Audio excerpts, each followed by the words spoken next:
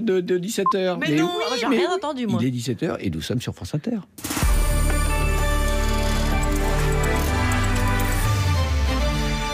Les infos, Laetitia Gaillet. Voilà un contrat de 700 millions d'euros qui n'ira pas chez Alstom pour ces nouveaux trains intercités entre Paris et Toulouse et Paris-Clermont-Ferrand. La SNCF annonce aujourd'hui qu'elle a choisi finalement l'espagnol CAF. L'offre de CAF était meilleure en matière de performance, d'innovation et de coût, explique la SNCF. Oui, mais ça fait 28 nouveaux trains en moins pour Alstom. Coup dur pour les salariés de Reichshoffen en Alsace. À terme, ce sont 200 emplois qui sont menacés, soit un quart de l'effectif total du site. Hervé Filart, le délégué force ouvrière du site de Reichshoffen. Je suis abasourdi et je suis scandalisé surtout par le choix de CAF. On est en France, ce sont des deniers publics qui vont être utilisés, il ne faut pas l'oublier. Pour nous, il paraissait primordial que la majeure partie de ce travail revienne en France pour l'économie française, l'industrie française, qui ne va pas très bien. Je pense que l'effectif va continuer à baisser. En production, clairement, ce sont 200 emplois, c'est le chiffre qui circulait. Donc voilà, c'est 200 emplois en moins qui sont sur le site en 2023. Bien entendu, on ne va pas en rester là, on va essayer de gagner d'autres marchés et de suite. Mais pour tous les gens qui se sont battus sur cette affaire, sur l'appel d'offres, pour les exigences de la SNCF, c'est effectivement une catastrophe. Ouais. Des propos recueillis par Émilie Pou de France Bleu Alsace. Riyad maintient ses accusations. L'Iran est incontestablement derrière les attaques du week-end dernier contre ses installations pétrolières. Riyad accuse l'Iran donc et dévoile en même temps des débris de drones et un missile de croisière.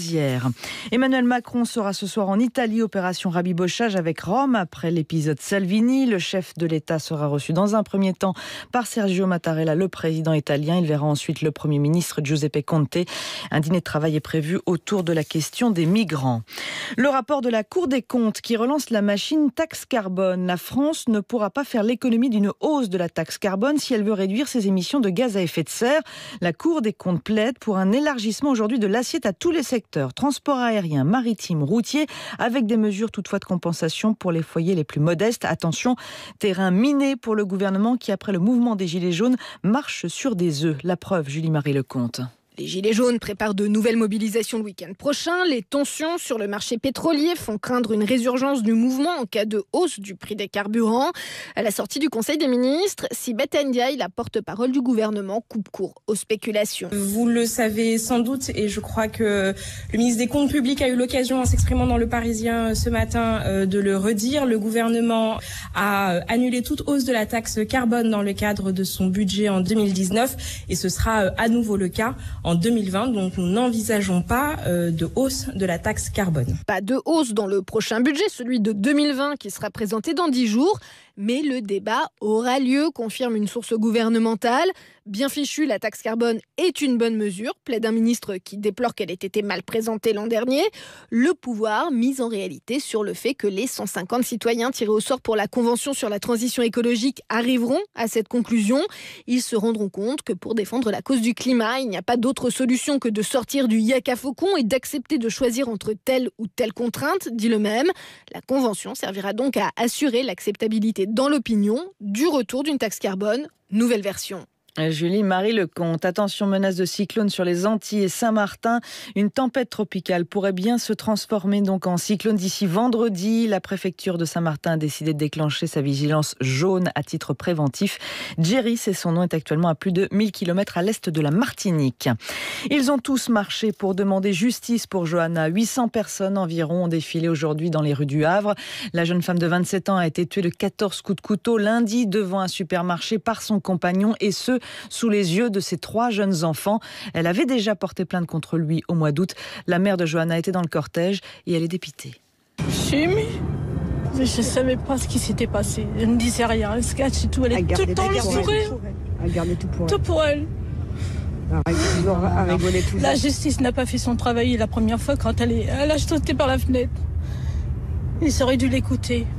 Mais ils n'ont pas voulu l'écouter. Le résultat, le voilà. Elle a fait un appel et puis la justice n'a pas écouté. J'ai plus de larmes, j'ai trop pleuré.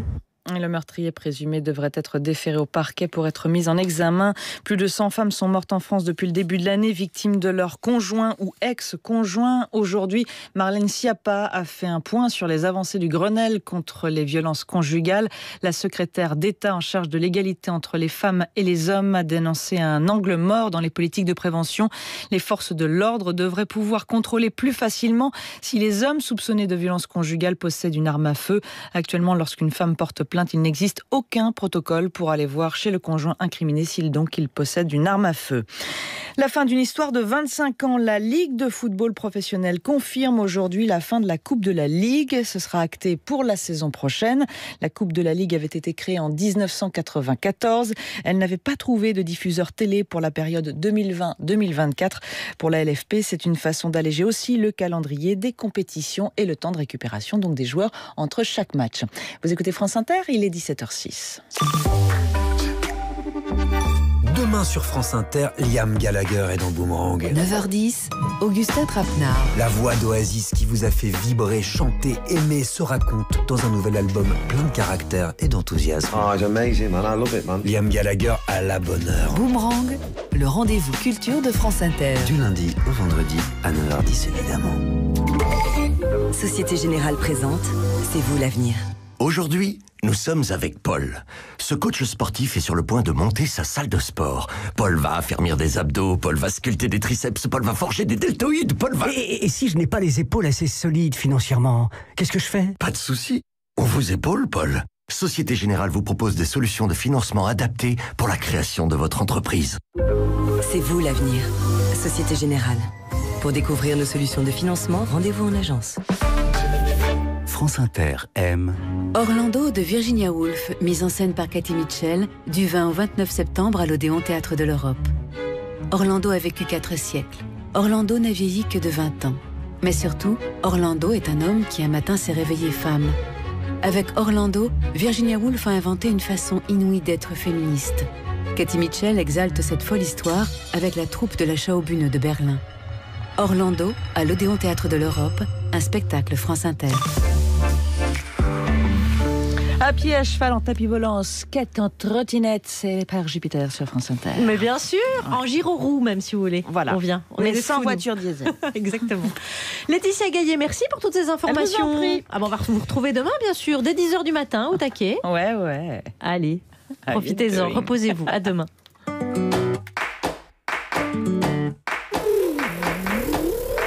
« 9h dans le bureau de Parc Jupiter où Juliette s'active depuis une demi-heure.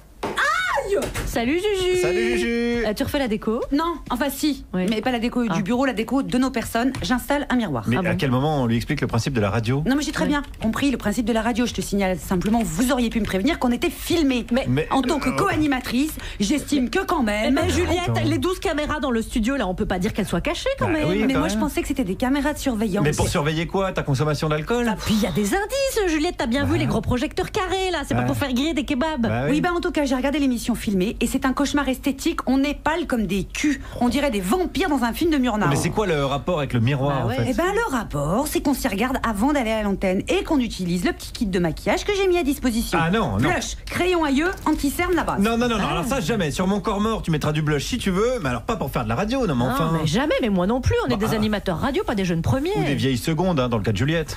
Et le respect des spectateurs, on s'assoit dessus. Des auditeurs, Juliette. Ça n'empêche pas d'être présentable. Alors Charline, dorénavant, les lunettes, c'est pas un serre-tête. Et toi, Guillaume, les pulls, tu les prends à ta taille. Ah oui, ça c'est vrai, ça. Et blush pour tout le monde, sinon je m'immole. Bien sûr. Et puis moi je mets des talons hauts et puis Guillaume des pantalons à pince. Et des mocassins à gland. Tu préfères peut-être des sandales, comme ça faudrait aussi mettre du blush sur les pieds. Non, les couillons, c'est le principe de la télé. On est des hommes troncs. Juliette, s'il te plaît, recentre-toi sur le cœur de ton activité. La radio. Non, la déco, parce que le miroir est de travers. Oh.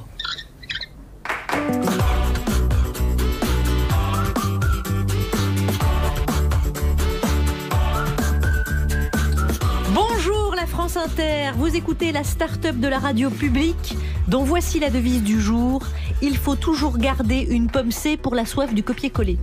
C'est beau. Et voici le menu. De Thomas Sisley, ça, non Coller, oui, c'est vrai. Ou Gad Elmaleh. Le prix du mètre carré à Paris a récemment passé la barre des 10 000 € du mètre carré, faisant de Paname la ville des CSP+, et des Qataris. Car que peut-on encore acheter ou même louer avec un salaire moyen? Enfin, c'est un clapier, quoi. Mais faites-le visiter à des lapins, je pense. Le président de la République met la pression sur ses ministres pour obtenir des résultats. Ses conseillers ont conçu une appli smartphone pour suivre en temps réel l'état d'avancement du travail de chacun des membres du gouvernement. Je surveillais l'adjudant. Décidément, vous êtes un maniaque de l'espionnite. Il y a bel et bien en France un village qui résiste encore et toujours à l'envahisseur Netflix. Il est dans la télé et il s'appelle Plus belle la vie. Mais aussi un si grand soleil. Et encore, Demain nous appartient. Parce que même Jean-Luc Godard, il aime ça, les feuilletons. Ah, mais Dallas, c'est pas mal. Moi, j'aime bien voir Dallas, mais pas tous les jours. Juliette, à quel chroniqueur avez-vous envoyé un Bristol pour aujourd'hui? C'est pas compliqué, les meilleurs. D'abord, Mélanie Bauer, celle qui ne participe pas à la parade des hits, ne classe pas la musique par top 50, mais veille à la redistribution des chances aux chansons. Est-ce que c'est beau, ça me touche tellement. Aujourd'hui, je vais vous présenter un artiste de l'ombre qui vient de décéder. C'est bien. Comme par hasard. Ensuite, Guillaume Meurice, à propos duquel j'ai un scoop faramineux. Il vient de se faire tatouer en haut de la cuisse gauche sa devise. Les gens sont cons, faut en profiter. Oui, c'est vrai, ça pourrait être vrai. Moi, je vais vous parler d'immigration aujourd'hui, un sujet un petit peu léger, un petit peu cool, parce que Macron a relancé le débat et ça tombe bien, les Français ont un avis. Ouais, entre ceux qui repartent et ceux qui reviennent, comme les Roumains. Les Roumains, tu les prends et ils partent le lundi, ils reviennent le samedi. C'est le mouvement perpétuel du Roumain. C'est bien connu. Voilà, avec les fausses dents. Et enfin, Pablo Mira, qui, comme sa cravate ne l'indique pas, est en charge dans l'émission de tout ce qui est bienveillance, droits de l'homme et compassion. Ouais, il y a un lien. Salut Julie, salut Charline, Mélanie. Grisouille, votre existence est une insulte pour notre vue. Aujourd'hui, on va parler de bouffe, de gras, de sucre, de steak. Non, on va pas parler de ce qui se dépose sur votre visage quand Gérard Larcher vous éternue dessus. On va parler McDonald's qui fête ses 40 ans en France. Et voici celui qui vient s'encanailler dans l'open space. Vous êtes... Sébastien Castro. Et ça, c'est joli. Première bonne réponse. Charline Vanhoenacker, Juliette Arnaud. Par Jupiter. Sébastien Castro, c'est aussi une voix, c'est vrai. Oui, je fais un peu de radio. Bonjour Sébastien. Bonjour Charline. Vous avez démarré sur scène à 22 ans avec un one-man show. Vous avez commencé très tôt. Exact. Ouais. Et puis vous avez suivi des cours de théâtre. Vous êtes venu davantage au théâtre. Vous êtes devenu véritablement comédien. Pierre Palmade vous a notamment... Parce que ceux qui font des one-man show, ils sont pas comédiens. Non, pas vraiment. Ok, enchaînez. On les entend moins dans Tchekhov, mais pourquoi pas, hein. Pierre Palmade vous a dirigé dans le comique, par exemple. Vous avez aussi joué dans Amour et Chipolata de Jean-Luc Lemoyne. Oui, 500 fois. Ouais, mais c'est énorme succès, bien énorme sûr. Succès. Et Pierre Palmade vous avez encouragé à écrire. Et c'est en tant qu'auteur d'une pièce de théâtre et acteur aussi que l'on vous reçoit aujourd'hui. Sébastien Castro. J'ai envie de toi. Oh, Charline. C'est le titre de votre pièce. Réciproque. Ah, pardon. Donc je pense que les auditeurs vont bien retenir le titre de la pièce, qui s'appelle Pablo. J'ai envie de toi, Malouloute. Voilà, exactement. Juliette, le titre de la pièce. J'ai envie de toi. Oh. Ah ouais, non, il y a un point d'interrogation. Le texte n'est pas le même. Hein. Au Théâtre Fontaine, pour l'instant à Paris, jusqu'au 5 janvier. Sachez, chers amis auditeurs, que cette pièce sera en tournée. Il faudrait être un peu patient, mais elle viendra chez vous de janvier à avril 2021. C'est déjà prévu. Vous dire si le succès est annoncé. Sébastien Castro, Juliette est allée vous voir. Alors, l'état des lieux au début de la pièce, qui s'intitule donc « J'ai envie de toi ». Guillaume a rendez-vous avec une inconnue pour la connaître, justement, et plus si affinité. Jusqu'ici, tout va bien, sauf qu'il a pour voisin de palier Youssouf. Vous, Sébastien Castro, qui s'incruste justement ce soir-là chez lui par la cloison de leur placard commun. Tout pourrait encore aller bien, mais Youssouf, par son bavardage intrusif, le trouble suffisamment Guillaume pour perturber l'envoi d'un SMS à la belle inconnue. Un SMS laconique, mais précis. J'ai envie de toi. Et bim, il l'envoie à son ex au lieu de l'envoyer à l'inconnu. Et là, rien ne va plus, d'autant que Youssouf, qui a un fort potentiel de gaffeur, veut aider. Et c'est parti pour une soirée chaotique, pendant laquelle des gens vont avoir des activités sexuelles, mais pas Guillaume. Mais C'est le seul. C'est le seul. Mais Youssouf, oui, aux innocents, les mains pleines. Donc, Youssouf, en l'occurrence, vous, je répète, c'est une nouvelle catégorie de François Pignon, Candide. Il en faut toujours un dans un vaudeville, mais avec 2 tensions. Dans cette réhabilitation de la pièce de boulevard, qui maintenant est devenue un classique, est-ce que le code de l'innocent est nécessaire ? Oui, j'aime énormément. C'est très beau tout ce que. On peut se tutoyer, Juliette? Parce que vous avez envie de moi? Oui, voilà. Ça va de pair. Il y a une tension. J'adore tout ce que tu as écrit. On va Là-dessus, les c'est très laisser. joli. Oui, pardon. Protégez-vous. Oui. Protégez-vous. Là, c'est à moi de répondre. Tout à fait. Ah oui, d'accord. Oui, et il après, parle, tu mais continueras c'est à ta chronique. Non, Ah après je continue à vous poser des questions. Très bien, pardon. Oui, j'adore la comparaison avec Pignon est extrêmement flatteuse. Et oui, je dirais pas qu'il est con.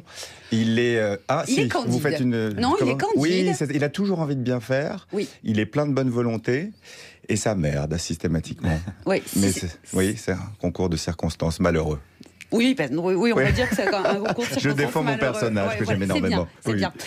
Donc, il y a les portes qui claquent, on coche les cases du vaudeville, c'est facile, il y a un placard qui relie les 2 appartements. L'équiproquo, c'est bon également avec une inconnue, comprend tout de suite pour qui elle n'est pas. En fait, vous démontrez à la fois une connaissance des codes de ce classique, qu'est le vaudeville, et un respect. Ça vous vient d'où ? Tout est parti d'une pièce de boulevard qui a été écrite il y a 30 ans, de Ray Cooney, qui est vraiment le maître du genre anglais, qu'on a joué avec José Paul, qui s'appelle C'était encore mieux l'après-midi. Et José voulait pas faire de reprise de pièce. Il m'a dit, mais enfin, on va pas jouer une pièce qui a 30 ans. Je lui ai dit, allez, on fait une lecture, tu vas voir. On lit la pièce. Il dit, c'est hilarant. Allez, on le fait. Et il me dit, en revanche, promets-moi que la prochaine pièce qu'on fait ensemble, ce sera une création. Et du coup, je me suis dit, je vais essayer d'écrire un boulevard aussi bien construit que ceux du maître, mais avec des sujets d'aujourd'hui. Alors, c'est assez amusant parce que dans le théâtre privé, ces dernières années, on a vu Michel Faux réinventer à sa manière le vaudeville, mais en gardant les textes d'origine, par exemple Barrier et Grédy. Et lui, ce qui modernise, c'est la scénographie et la mise en scène. Oui. Vous décidez que vous pouvez faire avec un nouveau texte. Alors, c'est quoi justement? Comment vous amenez le modernisme? Avec les thèmes de la pièce, c'est-à-dire que cette rencontre sur Internet, il attend une femme qu'il n'a jamais vue, ce qui l'empêche absolument pas de lui envoyer « J'ai envie de toi ». Ce qui est quand même particulier. Ce qui est très particulier. C'est un peu vif. C'est un peu vif. Enfin, ils se sont échangés quelques messages et il a envie d'elle. Il a envie de son esprit et de ce qu'il imagine être son physique, puisqu'il ne l'a pas encore vu. Et évidemment, le fait qu'il ne l'ait pas vu engendrera le premier quiproquo, qui rebondira sur le deuxième, qui rebondira sur le troisième. En écrivant, je me disais, c'est peut-être beaucoup quand même, tout ça. Est-ce que c'est pas trop? Visiblement, ça passe. Non, Visiblement, mais ça passe. Je vous confirme, la salle se roulait par terre. Et il y a un truc assez surprenant, c'est que le Théâtre Fontaine, c'est quand même une salle assez impressionnante, c'est 600 places. Oui. Et sur scène, il y a une bande d'acteurs qui ont du métier, mais personne n'est une tête d'affiche. C'est vrai. À part vous, mais vous n'êtes pas non plus Gérard Philippe. Non, ça se saurait. Et c'est un succès. Est-ce que c'était un pari de vote? C'est l'intelligence de notre producteur Pascal Legros, c'est-à-dire que quand on lui apporte la pièce et qu'il la lit, il a dit très bien, allez, on le fait, mais qui la joue? Et là, on lui dit, nous, Guillaume Cléris, Maud Le Guénéda, Anne-Sophie Germanaz, Astrid Ross, Alexandre Jérôme et moi-même, et il dit, très bien, allez, on y va. Alors que d'autres auraient vraiment essayé d'imposer ce qu'on appelle des vedettes de cinéma, de télé. Et c'est un pari réussi, puisque à partir du moment où la pièce est drôle, fonctionne, le bouche à oreille marche visiblement du feu de Dieu, les gens se foutent, je pense, en réalité, d'avoir un nom qui va les rassurer, et la priorité étant de passer une soirée et de rire. Sébastien Castro propose donc cette pièce qui s'intitule « J'ai envie de toi », mise en scène de José Paul. Vous avez cité vos camarades, on les recitera bien sûr tout à l'heure. C'est au Théâtre Fontaine jusqu'au 5 janvier. C'est du mardi au vendredi à 21h. Le samedi, vous jouez 2 fois, 16h30, 21h. Le dimanche à 16h. Et pour toute la France, ce sera de janvier à avril 2021.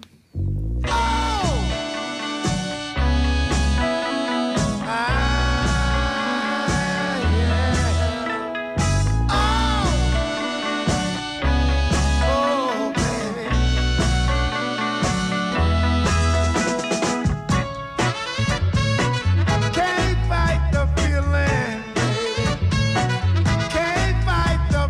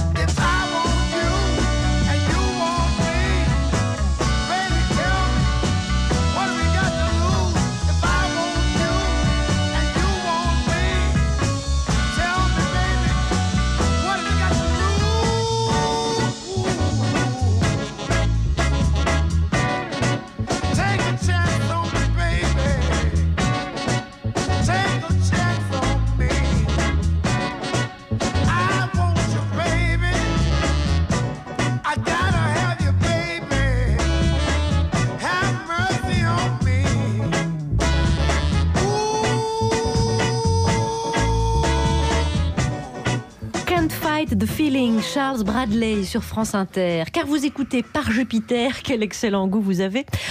Sébastien Castro est en notre compagnie. Il a écrit et il joue dans J'ai envie de toi, mise en scène de José Paul. C'est une pièce de théâtre qui se joue en ce moment au Théâtre Fontaine et puis qui tournera en France au début 2021.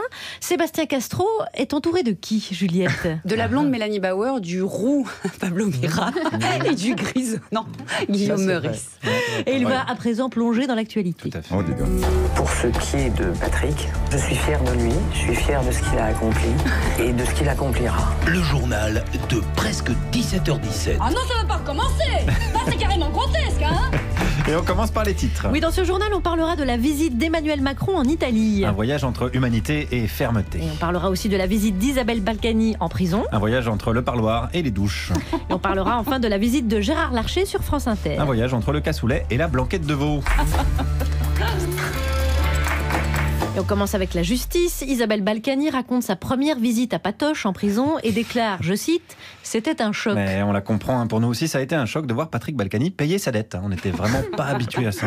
Politique à présent, sur Public Sénat, Stéphane Le Foll s'est déclaré surpris des propos d'Emmanuel Macron sur l'immigration. C'est vrai que c'est vraiment surprenant. Ah bah ça, on n'attendait pas Macron sur ce terrain. Non, c'est surprenant qu'on demande encore son avis à Stéphane Le Foll. En effet, effectivement. Politique véritablement présent. Oui. Gérard Larcher était l'invité ce matin sur France Inter et quand on l'a interrogé sur le verdict de l'affaire Balkany, c'est une décision de justice et je ne la commande pas. Alors là, très bien, tout à son honneur. Hein. Oui. Bon, j'imagine qu'il a eu la même rigueur quand on l'a interrogé sur les décrocheurs du portrait d'Emmanuel Macron. Sur ce sujet, en fait, vous avez un juge militant. Voilà.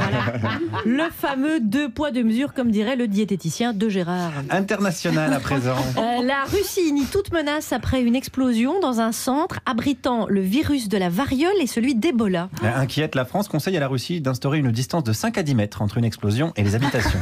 Nucléaire, toujours. EDF signale des problèmes de fabrication sur 6 réacteurs en activité, mais les juges aptes au service. Voilà, donc c'est bon, hein, vous pouvez continuer à vomir des glaires en regardant grandir vos enfants à 8 bras. Ce qui nous amène à une petite page santé, oui. Car selon une récente étude, 3 retraités sur 10 ne touchent pas la retraite complète à laquelle ils ont pourtant droit. Et oui, pour les caisses de retraite, vive Alzheimer. Selon l'Association américaine de médecine, une Américaine sur 16 n'était pas consentante lors de son premier rapport sexuel. Une conclusion inquiétante, hein, d'autant qu'à ma connaissance, Patrick Bruel n'a jamais fait de tournée américaine. En effet, c'est vrai. International, faute de majorité, les Espagnols revotent le 10 novembre pour les législatives. Ce sera donc la 4e fois qu'ils votent en 4 ans. Et on comprend mieux pourquoi Manuel Valls s'est installé là-bas. Ah bah voilà. Automatiquement. Cinéma, à l'occasion de la sortie en France de son dernier film, Woody Allen a déclaré, je cite, « Il n'y a rien de plus romantique que d'échanger un baiser sous la pluie. » Ah oui, et sa femme a confirmé en disant « Je t'aime, papa ». Musique, à présent, avec Michel Sardou, qui est en pleine forme en ce moment et qui a, il y a quelques jours, déclaré ceci. Ce que je n'aime pas, c'est le rap violent. J'aime pas le rap agressif, j'aime pas le rap qui en veut à quelqu'un, qui... Voilà. Voilà, alors c'est pas tombé dans l'oreille d'un sourd, mais dans celle de Booba, qui lui a répondu sur les réseaux sociaux en rappelant à Michel les paroles de ses plus belles chansons. Tu n'as plus besoin d'avocat.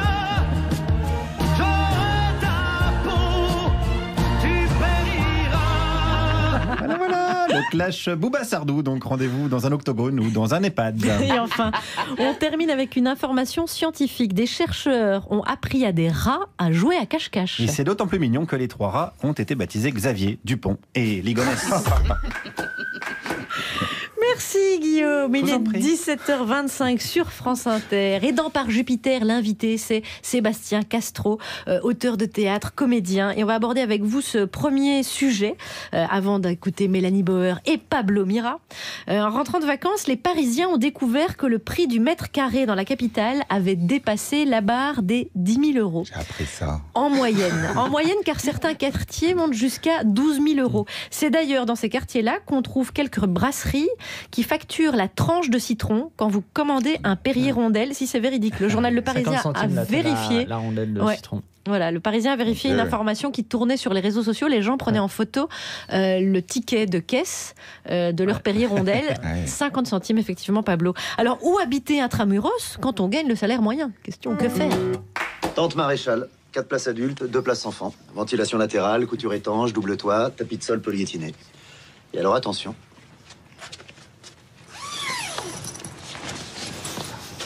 La chambre d'amis. avec contre-porte moustiquaire. C'est une tente, quoi. Ouais, j'ai un petit peu plus quand même. Franck Dubosc dans Camping, ça nous fait toujours rire, de Fabien Antoniente, avec lequel vous avez tourné, Bien n'est-ce pas? sûr, Voilà. dans Turf. Voilà, Sébastien Castro. J'avais une scène. Qu'est-ce que je disais? Je disais oui.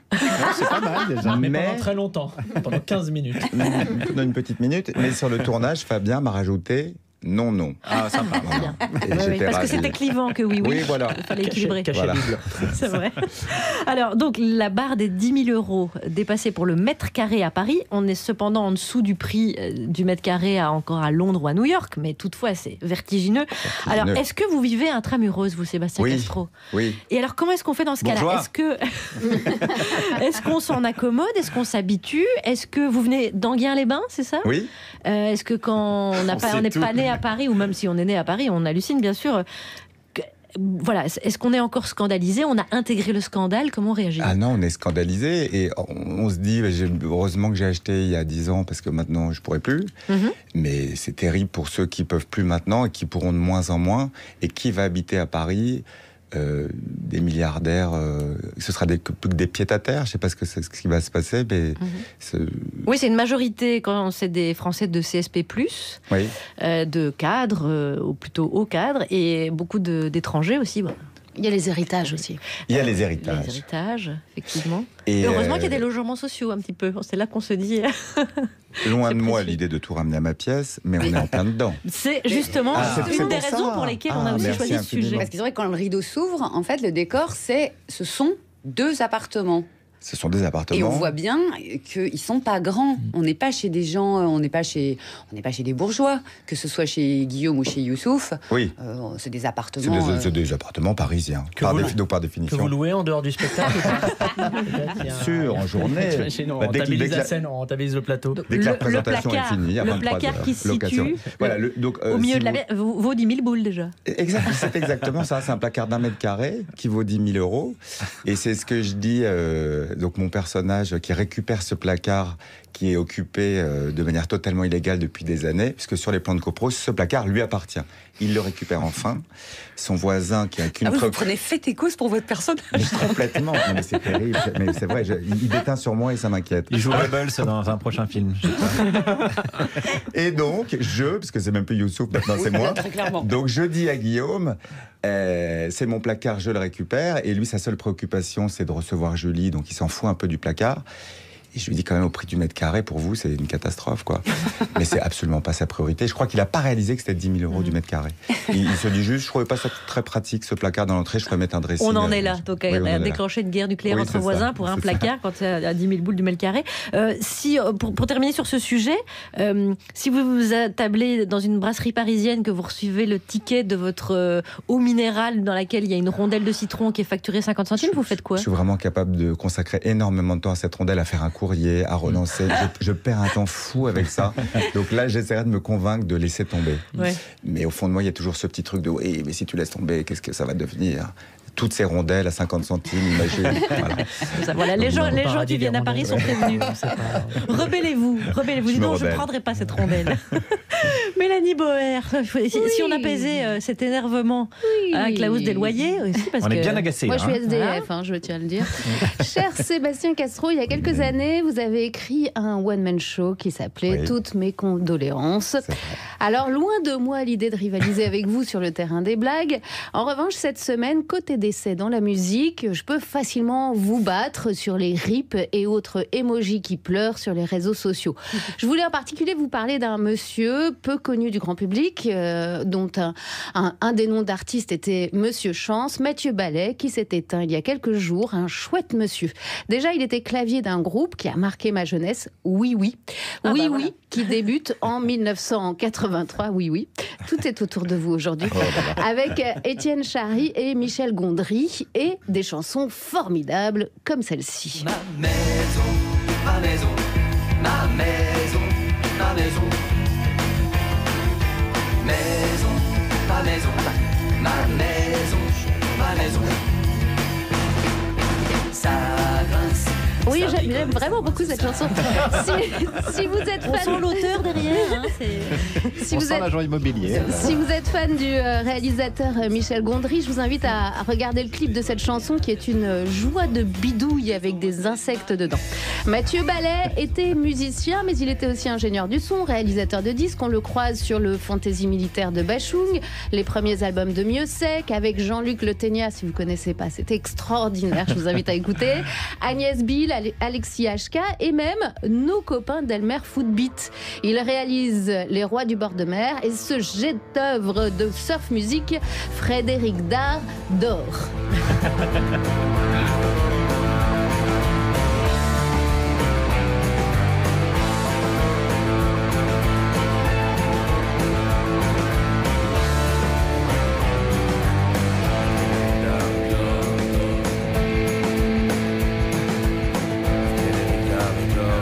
Oui, c'est le refrain.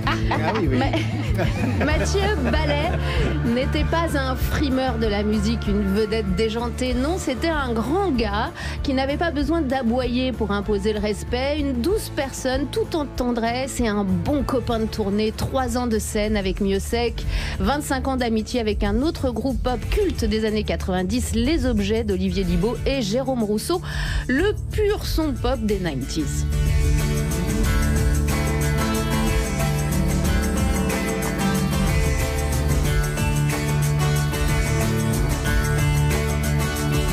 Vous reconnaissez le pur son pop des 90s, ouais, tellement ces guitares un petit peu claires comme ça. Ouais, c'est un pur son pop des 90s.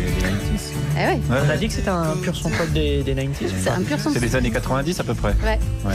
Les 90s, on dit en anglais. Ouais. Sacré son en tout cas. Pur. Ouais. C'est important de comprendre que dans la musique, il n'y a pas que des têtes de gondole. J'en ai en face de moi.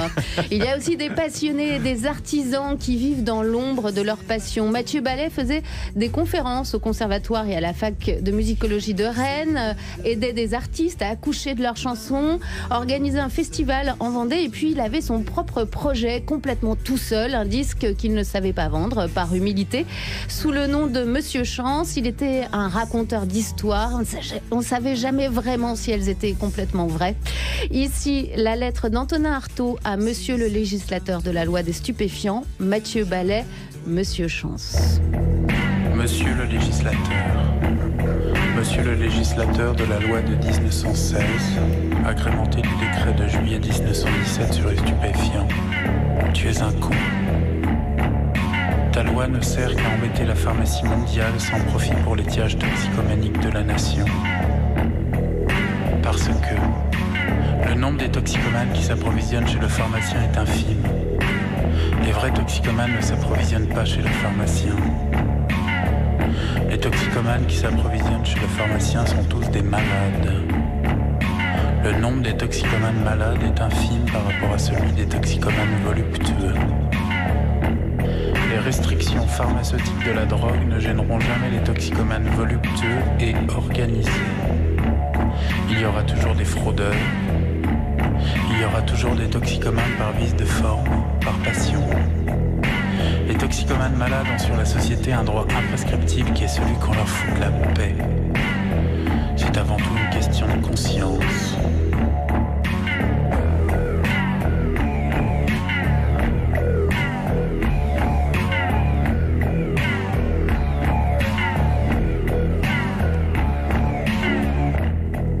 La loi sur les stupéfiants met entre les mains de l'inspecteur usurpateur de la santé publique le droit de disposer de la douleur des hommes. C'est une prétention singulière de la médecine moderne que de vouloir dicter ses devoirs à la conscience de chacun. Tous les bêlements de la charte officielle sont sans pouvoir d'action contre ce fait de conscience, à savoir que, plus encore que de la mort, je suis le maître de ma douleur. Tout homme est juge exclusif de la quantité de douleur physique ou encore de faculté mentale qu'il peut honnêtement supporter. Lucidité ou non-lucidité, il y a une lucidité que nulle maladie ne m'enlèvera jamais. C'est celle qui me dicte le sentiment de ma vie physique. Et si j'ai perdu ma lucidité, la médecine n'a qu'une chose à faire, c'est de me donner les substances qui me permettent de recouvrer l'usage de cette lucidité. Mathieu Ballet, Une messe sera dite à Beauvoir-sur-Mer demain à 15h. Il sera enterré ensuite au cimetière de Beauvoir. Il a choisi la musique pour la cérémonie. Il ne souhaitait ni fleurs ni couronne et suggérait plutôt de faire un don auprès de l'Institut de cancérologie de l'Ouest. Toutes mes condoléances. Mélanie Bauer. En tout cas, il voulait pas être enterré dans l'intimité, je suppose. Parce que là, c'est raté. Merci pour ce bel hommage. Je vais lui faire un bisou, si vous voulez, si vous ne le connaissez pas, mais bon. Voilà, ça vous tenait à cœur et on est ravis que vous remettiez en lumière cet homme de l'ombre qui est derrière tant de titres qu'on a écoutés. Et donc, grand monsieur de la musique. De l'entendre et de lui rendre hommage.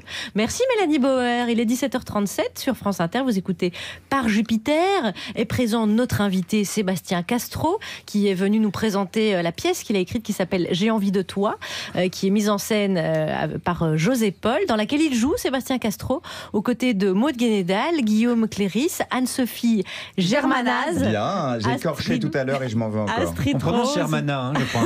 Astrid Ross. Alexandre Jérôme, c'est au Théâtre Fontaine. Et c'est Maud Le Guénédal, je me permets. Pardon, Le Guénédal. J'ai oublié le petit le. Oui. Le fact-checking. C'est un petit peu comme si dans mon nom j'oubliais le van. Vous voyez, donc je comprends très bien. Chers auditeurs, vous êtes en compagnie notamment, vous allez avoir entendu de Mélanie Bauer, de Juliette Arnaud, du petit ange trapu. Vous êtes là, mon loulou. C'est moi-même. Pablo Mira et bien sûr de Guillaume Meurice. Oui, je vais vous parler d'Emmanuel Macron aujourd'hui qui a décidé d'apaiser notre pays qui est fracturé en parlant d'immigration. Ah, bien joué, merci docteur Manu, dont vous pouvez d'ailleurs retrouver l'excellent livre en librairie, Comment soigner ses hémorroïdes au lance-flamme. Manu, c'est aussi l'homme qui murmure aux oreilles des électeurs de Le Pen, hein, c'est le Robert Redford des charognards. Alors immigration, parlons-en. Alors l'immigration belge, hein, qui a grand remplacé nos présentateurs et présentatrices, l'immigration ibérique, qui a grand remplacé les chroniqueurs et les comédiens. Et il y a même l'immigration italienne, hein, comme Bardella, qui a carrément grand remplacé notre xénophobie. C'est n'importe quoi. Alors, comme c'est vraiment le sujet en France, l'immigration, qui met tout le monde d'accord, ça apaise bien tout le monde. Je suis allé faire un tour ce matin dans les rues pour le constater. Est-ce qu'il y a trop d'immigration en France ? C'est évident. Mais parce que j'ai l'impression qu'on vient de s'en apercevoir, mais ça fait 25 ans que ça dure. Est-ce que vous connaissez les chiffres d'immigration ? Les chiffres exacts, non, mais je vois ce qui se passe, c'est tout. Combien il y a d'étrangers qui rentrent sur le territoire français ? Au niveau chiffres, je suis pas très calé, mais moi je vois, c'est tout. Vous faites une estimation visuelle ? Ouais. Ah, c'est les meilleurs, hein, c'est les meilleurs. Hein. Bien sûr, hein, sinon les chiffres, ça donne mal à la tête, c'est chiant. Il y a chaque œil. Ouais, voilà, il y a ceux de l'OFPRA, l'Office de protection des réfugiés. Mais moi, je vois, j'ai un kebab en bas de chez moi, je regarde à peu près comment c'est rempli, puis je me fais une idée, quoi. Il n'y a rien de mieux. Avant, c'était les gens qui chantaient Faudel dans la rue, mais aujourd'hui, c'est plus compliqué. Alors, bon, il y a trop d'immigration, quoi. Déjà, les Portugais et les Arabes. Pourquoi principalement les Portugais et les Arabes ? Non, les Arabes. Les Arabes avant les Portugais. Bah oui. Oui, il faut quand même hiérarchiser. On choisit ceux qui sont plus loin, parce que comme ça, ils vont mettre plus de temps à revenir. Alors, c'est pas bon pour le bilan carbone, vous n'avez pas commencé à chercher la merde. Et puis, les Portugais, ils sont majoritairement pas musulmans. Et ça, c'est quand même assez cool. Parce que les musulmans en France, une dame m'a dit qu'ils allaient faire quoi ? Qu'ils allaient faire une petite mosquée au premier étage de la Tour Eiffel. Mais attendez, si on arrivait à un truc comme ça, moi je dis là c'est grave quand même. Mais vous avez lu ça où ? J'ai lu ça dans un journal. Ah oui ? Oui. Quel journal ? 50, je sais plus. Enfin des journaux que j'ai à la maison. Et on va où là ? Ah bah on va où ? Mais la question est posée, une mosquée au premier étage de la Tour Eiffel. Putain, attends, si c'est comme ça, moi je vais manger un jambon beurre dans un minaret. Moi je vous le dis, on en est là. Parce que là c'est grave. Alors cette info m'avait échappé, c'est vrai. Charline en a parlé, c'est ça ? Quand je fais une chronique sur ce thème, c'est toujours le truc que j'invente. Et oui, les gens vous prennent au sérieux. Il y aura une mosquée au premier étage de la Tour Eiffel. C'est la névrose des autres, voilà. Mais en tout cas, voilà, c'est une vraie info que cette dame a confirmée. Heureusement qu'elle est là, parce que voilà. Elle m'a piqué ma vanne. C'est pas Nicolas Demorand, là, le salafiste du 7-9, qui m'aurait expliqué ça. Et encore moins la libanaise, là, qui sort avec le Robespierre de Saint-Germain-des-Prés. Et heureusement que cette dame est très bien renseignée sur plein de choses. Ça nous coûte combien un migrant ? Les logements, 600 € par mois, par la commune et tout. On va où et... On leur donne 600 € par mois ? Ouais, c'est ce que m'a dit ma cousine. C'est combien votre cousine ? Peut-être pas 600 €, mais enfin, on leur donne de l'argent. Pas 600 € alors. Elle m'a dit 600 € comme ça. Oui, elle l'a dit comme ça, à mon avis, elle est bien renseignée, la cousine, hein, sinon elle aurait pas dit. À mon avis, d'ailleurs, c'est la même qui bosse dans les journaux qui ont révélé l'histoire de la mosquée sur la Tour Eiffel. En tout cas, elle va pas tarder à foutre le Gorafi au chômage, mais elle est informée. Elle a probablement, elle m'a pas dit ça comme ça. Elle a dû être informée, en fait. Est-ce qu'on est sûr du chiffre ? sûr, on n'est jamais sûr, mais on leur donne de l'argent, ça c'est certain. Ils gagnent plus que nous en fait. Bien sûr, on est à 2 doigts de tous prendre un bateau puis d'aller se la couler douce en Syrie. On en est là. Voilà. En tout cas, la stratégie de monter les pauvres contre des gens encore plus pauvres fonctionne toujours autant. D'ailleurs, je vous dis en Syrie, mais alors question toute bête. En 2018, de quel pays venaient les principales personnes en demande d'asile? Allez, disons le top 3. Il y a les Roumains qui veulent. Après, il y a les Indes, le Pakistan, tous ces gens qui demandent le plus. Et un troisième, ça serait quoi? Un troisième, beaucoup d'Africains. Alors, les 3 premiers pays, c'est l'Afghanistan, l'Albanie et la Géorgie. Ben oui, voilà, c'est ça. Voilà, en gros, c'est ça. Voilà, on va pas commencer à chipoter. En tout cas, toutes ces demandes d'asile venaient de l'étranger, comme par hasard. Coïncidence, je ne crois pas, non. D'ailleurs, en parlant d'étrangers, cette dame, elle avait des origines étrangères, non? Ah là, ben oui. Ah ben bien sûr, mes parents étaient ukrainiens et alors donc je suis de parents immigrés. Mais vous pensez qu'il y a trop d'immigrés en France? Ah, il y en a trop, bah oui. Eh ben oui, selon la fameuse technique du dernier arrivé qui ferme la porte, dite également technique de Rose dans Titanic, qui veut pas laisser monter Jack sur cette putain de planche. Macron, quant à lui, continue de tout miser sur le principe des étrangers bouc émissaires, suivi dans son délire par plein de moutons émissaires. Guillaume Meurice, merci. Aujourd'hui, il y avait une belle brochette. L'immigration, c'est toujours. C'est un sujet gagnant, comme on dit. Question pour un champion, mais il n'y a que des champions.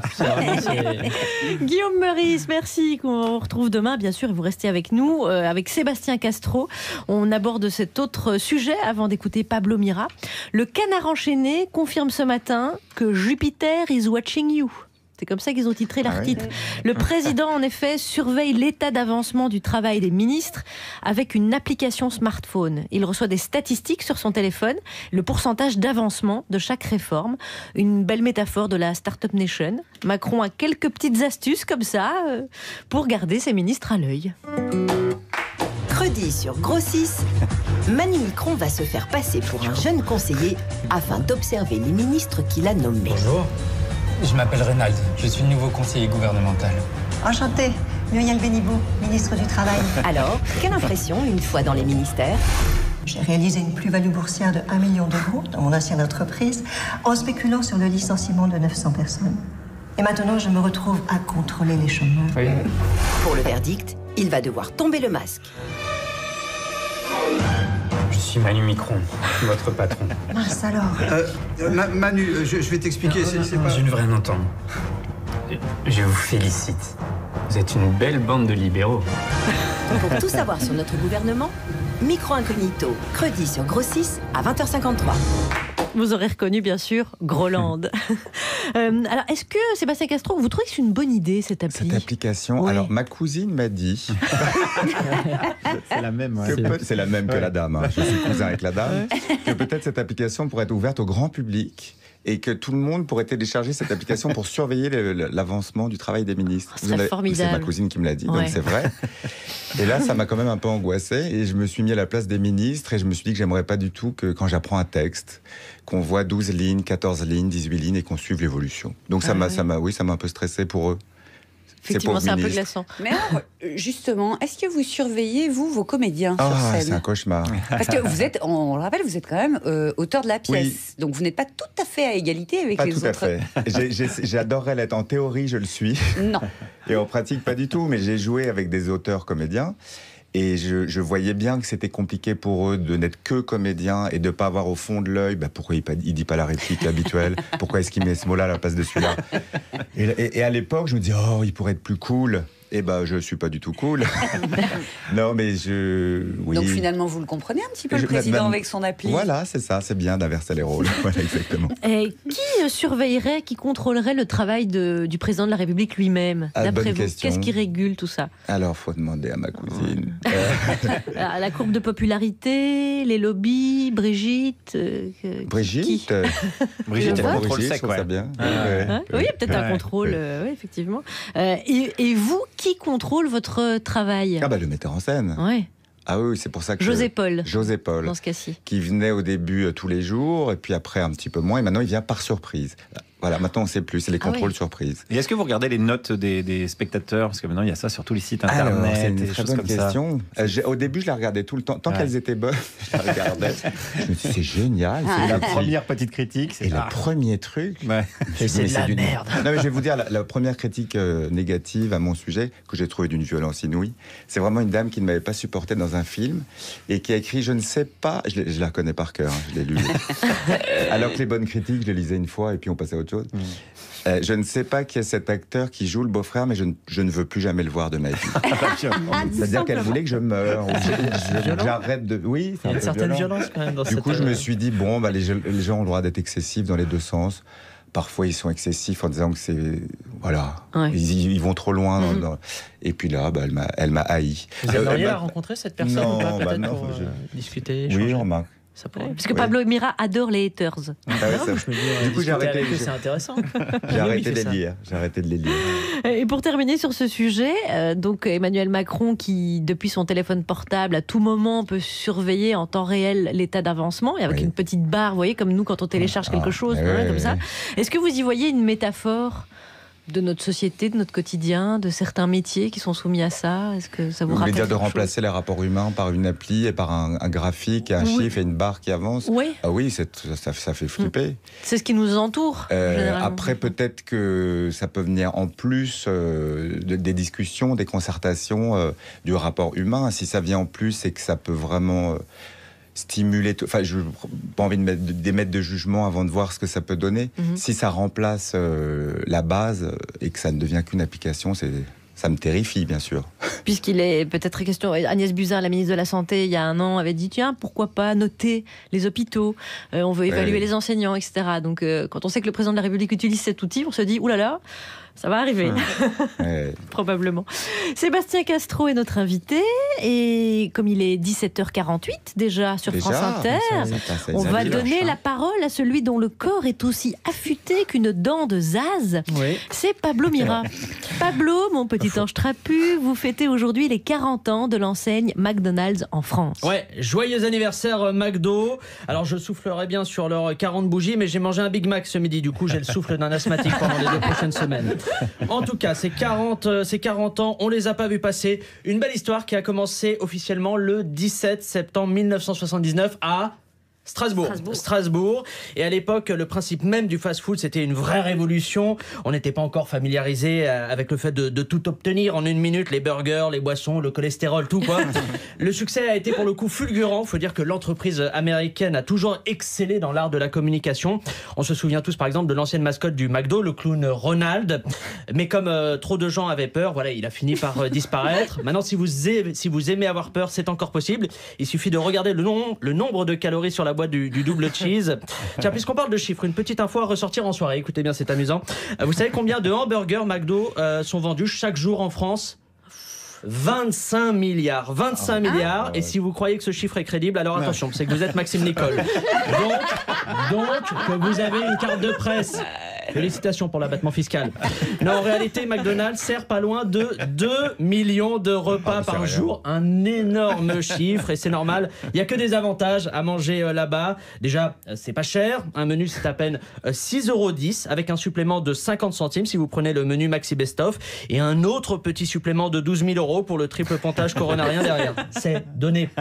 Mais surtout, le McDo est une entreprise inclusive qui pense à tout le monde. Les enfants ont le Happy Meal, et puis avec les troubles érectiles dus à l'alimentation trop grasse, les adultes ont la Happy Molle. Oui, comme...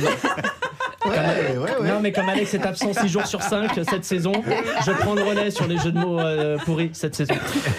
Mais quand on y pense, quelle idée de génie ce Happy Meal. Il n'y a pas mieux pour occuper les enfants que ce soit les nôtres qui s'amusent avec les jouets ou les enfants chinois qui les fabriquent. Ça les occupe. Ah là là, je suis désolé de faire un peu ma groupie, mais je pourrais parler de McDo pendant des heures. J'aime tout là-bas. Est-ce que vous êtes déjà allé de l'autre côté du guichet au McDo en cuisine? C'est tellement particulier l'odeur dans les cuisines d'un resto McDo, un savant mélange de friture pourriture et d'échecs scolaires. Mais bon, je vais quand même évoquer d'autres chaînes de restauration rapide, sinon on va savoir croire que McDo me paye pour dire du bien. Alors je pourrais vous parler aussi de Burger King, Quick ou Five Guys. Five Guys, je les aime bien, pour info. Ils ont appelé ça Five Guys parce qu'après une semaine à manger ça tous les jours, c'est le poids que tu es censé faire. Vous voyez, on a le choix pour tous. Alors bien sûr, malgré toutes ces superbes success stories, il y a toujours des aigris, des pisse froids pour critiquer les fast-food. Ils vous diront quoi? Qu'il faut pas y aller, que les conditions d'hygiène sont déplorables, que les employés crachent dans vos burgers. Évidemment, c'est totalement faux. Personne ne crache dans les burgers. Ben non, sinon ils auraient du goût, les burgers.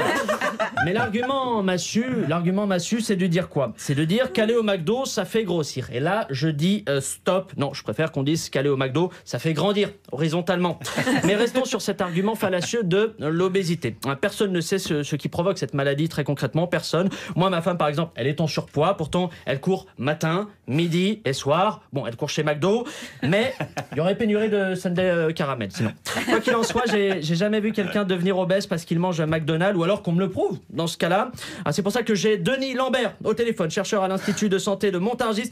Denis, on est d'accord qu'on ne devient pas obèse en mangeant McDo? Eh bien, figurez-vous que si, Pablo, car lorsque vous mangez... Oh mince, c'est dommage, ça a coupé. Mince. On reprendra Denis dès qu'il aura changé d'avis sur ses recherches. De toute façon, c'est la fin de cet édito, ma louloute. Donc pour conclure, j'espère que le message est passé, que les auditeurs ont compris que McDo, c'est pas mauvais pour la santé, à condition de respecter 2 règles, pratiquer une activité physique et surtout ne jamais y mettre les pieds. Allez, salut.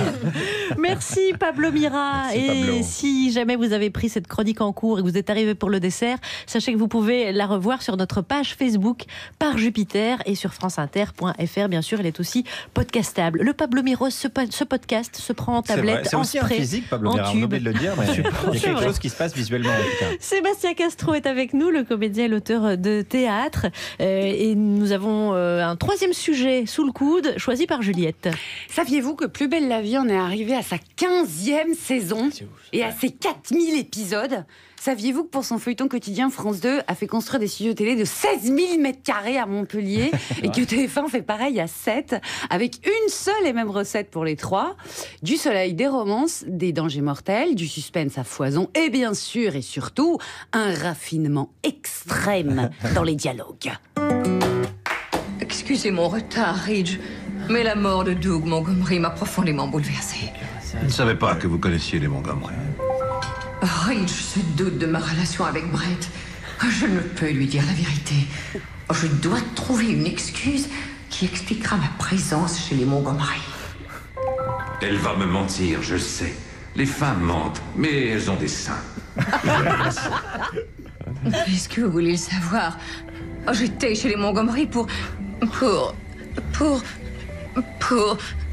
tourner un film pornographique. Alors, on rigole, mais peut-être on a tort.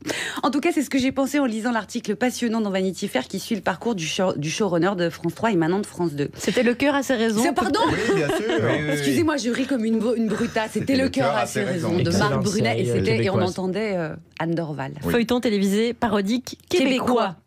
Et qui jouait cricket. Montgomery pour les adeptes. Oui, donc en fait, Plus belle la vie tient tête à Netflix. Et si l'idée c'était de garder captive en territoire français la ménagère, eh ben c'est une victoire au point et industrielle. Et on voulait avoir votre avis, Sébastien Castro, parce que vous avez joué dans des séries. Non, j'ai cru dans Plus belle la vie. Non, je sais. Vous avez joué dans des séries télé. Des séries, bien sûr. J'en ai fait quelques-unes. Et alors, est-ce que j'ai aimé faire ça ou est-ce que j'en regarde? Est-ce que vous en regardez? Et je regarde pas je n'ai jamais regardé Plus belle la vie. Et peut-être que j'adorerais, en fait. J'ai remarqué que souvent, les gens qui disaient qu'ils n'aimaient pas avaient regardé 5 minutes maximum, voire 2 minutes, voire 30 secondes. Et je me dis, si quelqu'un entre au théâtre et regarde en plein milieu de la pièce 30 secondes, peut-être qu'il ne va pas accrocher. Et voilà, je me dis, si un jour j'ai envie de regarder un épisode entier, puis un deuxième, puis un troisième, voilà, je me ferai mon jugement à ce moment-là. Et je me dis que ça a tant d'accros et que les gens sont tellement en haleine devant ces séries-là. Je pense que c'est pas par hasard depuis 15 ans ou 20 ans. C'est une réussite, effectivement. Vous avez aussi joué dans des programmes courts, dans Samantha Oops, moi j'étais fan de ce truc-là, La petite histoire de France ou Les Ravis de la crèche sur Sister, petite chaîne de M6. Et ben nous on va vous proposer une sorte de micro-programme de sketch, si vous êtes d'accord. Trop bien. Alors le thème du sketch, figurez-vous que depuis fin août, le militant écologiste Thomas Braille est perché dans un arbre face au ministère de la Transition écologique afin de dénoncer la coupe de 25 platanes âgés de 120 ans à Condom dans le Gers. À quoi peuvent bien ressembler ces journées? Sébastien, vous jouerez le rôle de l'homme dans l'arbre, Guillaume est le négociateur qui tente de le faire descendre et Charline sera une journaliste. Descendez immédiatement de cet arbre. Alors, vous n'avez pas besoin d'un mégaphone, je suis à côté de vous. Oui, bon, je suis un professionnel de la négociation, alors descendez tout de suite, les voisins se plaignent là. Les voisins, enfin à part un moineau et un sac plastique accroché à une branche, il n'y a pas grand monde ici. Merde, j'avais pas prévu ça. Quelles sont vos revendications? Alors c'est simple, je veux sauver les 25 platanes de Condom. Oui, donc pour sauver les arbres, vous grimpez dessus. Hein, dites-moi heureusement que c'est des platanes et pas des cactus que vous voulez sauver. Oui. Voilà, très marrant. En attendant, je ne descendrai pas tant que les arbres ne seront pas sauvés. Ah merde, j'avais pas prévu ça. Je vais voir avec ma direction et je reviens. Oh là là, pas moyen de faire une sieste tranquillement ici. Monsieur Braille, alors je suis journaliste, j'aimerais savoir comment se passe votre séjour sur l'arbre. Oh bah alors c'est plutôt sympa, il y a parfois un chien qui vient faire pipi au rez-de-chaussée, mais sinon ça gazouille. Et vous voyez ce qui se passe à l'intérieur du ministère de l'écologie depuis là-haut? Techniquement, je vois surtout ce qui se passe, ce qui ne se passe pas, c'est calme, c'est très très calme, c'est trop calme même, non? Ah bon? Ah oui, j'en parlais hier soir avec le moineau qui niche ici, et il me racontait que les choses ont beaucoup changé depuis cet été. Ah bon, mais comme quoi? Avant c'était soirée sur soirée, du homard par-ci, du champagne par-là, on se serait cru chez Michou. Et maintenant? Ah bah le seul qui a bougé depuis que je suis là, c'est le hérisson qui vit dans le jardin du ministère. C'est encore plus mort que le siège du PS. Mais et la ministre de l'écologie, elle vient jamais? Je sais pas, c'est qui en ce moment? Je suis de retour. Arrêtez avec votre mégaphone, je ne suis pas dur de la feuille. Oui, écoutez, je suis un professionnel de la négociation. Hein. J'ai pu obtenir donc la sauvegarde de 12 arbres et on en replante 8 dans la forêt de Rambouillet. Non mais ça n'a rien à voir, je veux la survie de mes 25 platanes. Merde, j'avais pas prévu ça. Bon, écoutez, je suis un professionnel de la négociation. Alors, je peux aller jusqu'à 15 arbres et on en replante 10. Et la ministre vous offre un pass d'1 an pour les autoroutes Vinci. La négociation, c'est quand même mon boulot. Mais je m'en fous de votre boulot, puisque je vous dis que ce qui m'intéresse, c'est les platanes. Ah, puis non, on n'est pas au souk, là. Oui, alors, parce que si je vous rajoute 2 sapins magiques, j'imagine que ce sera non, du coup. Ah, j'avais pas prévu ça. C'est fâcheux parce que là, je vais prendre racine. Merci Sébastien Castro. Je rappelle que vous êtes au théâtre. Est-ce qu'on peut juste préciser, comme je peux avoir tendance à avoir une voix sinistre, que c'est une pièce drôle? Mais bien sûr. Elle s'appelle J'ai envie de toi. Au théâtre Fontaine jusqu'au 5 janvier. Et puis préparez-vous, il passe de janvier à avril 2021, sans doute dans votre ville. Merci beaucoup les amis. Merci les amis. À demain où nous recevrons le comédien Micha Lescaut, actuellement sur les planches. Entrez. C'est ouvert. Ma santé m'est précieuse et je ne la confie pas à n'importe qui. Avec les marques du groupe Pierre Fabre, comme Eau Thermale Avec,